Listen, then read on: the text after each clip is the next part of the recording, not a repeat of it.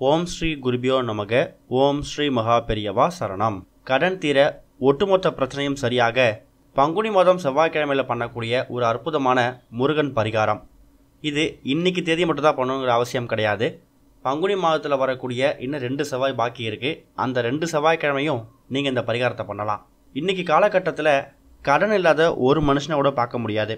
இந்த கடன் வெறும் பணமாக வாங்குறத மட்டும் எடுத்துக்க முடியாது. ஏதோ ஒரு பொருளாக வாங்கினது, இல்லை வீடாக வாங்கியிருக்கலாம், இல்லை வண்டி வாகனங்கள்னு இதோட பட்டியல் நீண்டுக்கிட்டே போகும். பொருளாக வாங்கின கடன் கூட ஏதோ ஒரு வகையில் கண்ணுக்கு தெரியாமல் அடைஞ்சிடும். பணமாக வாங்கின கடன் தான் நமக்கு ஒரு பெரிய தொல்லையாக மாறி இருக்கும். அதே மாதிரி நிறைய பேருக்கு திருமண தடை இருந்துக்கிட்டு இருக்கும். குழந்தை பாக்கியம் பெற முடியாமல் ரொம்ப கஷ்டப்படுவீங்க.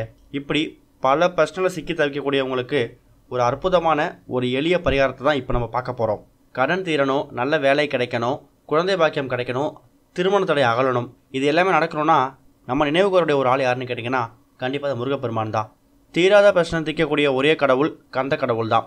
அப்பேற்பட்ட கந்த கடவுளாக நம்ம சரணடையும் போது நம்மளோட எல்லா பிரச்சனைகளும் ஒரு முடிவுக்கு வந்துடும். அதனால் கடன் தீர்றதுக்கு, திருமண தடை அகல்றதுக்கு, குழந்தை பாக்கியம் கிடைக்கிறதுக்கு, இப்படி எல்லா விஷயங்களுக்கும் நாம் இந்த பரிகாரத்தை செவ்வாய்க்கிழமை பண்ண போகிறோம்.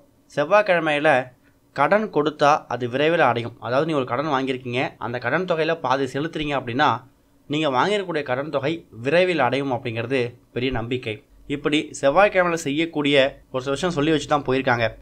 அதில் இப்போ நம்ம பார்க்கக்கூடிய இந்த ஒரு முருகப்பெருமான் வழிபாடு, இந்த ஒரு முருகப்பெருமான் பரிகாரம் உங்களுக்கு ரொம்ப ரொம்ப கை கொடுக்கும். இந்த ஒரு வழிபாட்டு முறை, இந்த ஒரு பரிகார முறை செய்யறதுக்கு நீங்கள் தேர்ந்தெடுக்கக்கூடிய நேரம் என்னென்னு கேட்டிங்கன்னா செவ்வாய்க்கிழமைகளில் சாயங்காலம் 6 மணிலேருந்து 7 மணிக்குள்ளே உங்கள் வீட்டோட பூஜை அறையில் எப்போவும் விளக்கேற்றி வச்சு பூஜை பண்ணிவிடுங்க. முருகப்பெருமான் ஃபோட்டோ இருந்துச்சுன்னா அதுக்கு மலர் வச்சு சாம்பிராணி போட்டு தூபம் போடுங்க. ஒரு சின்னதாக ஒரு டம்ளர் எடுத்துக்கோங்க. அந்த டம்ளரில் ₹1 நாணயத்தை வச்சு அதில் ஒரே ஒரு கைப்பிடி அளவு பச்சரிசி, உங்கள் வீட்டில் வேல் இருந்துச்சு அப்படின்னா அந்த வேலை அந்த பச்சரிசியை சொருகி வச்சுடுங்க. வேல் இல்லைனா பிரச்சனை கிடையாது.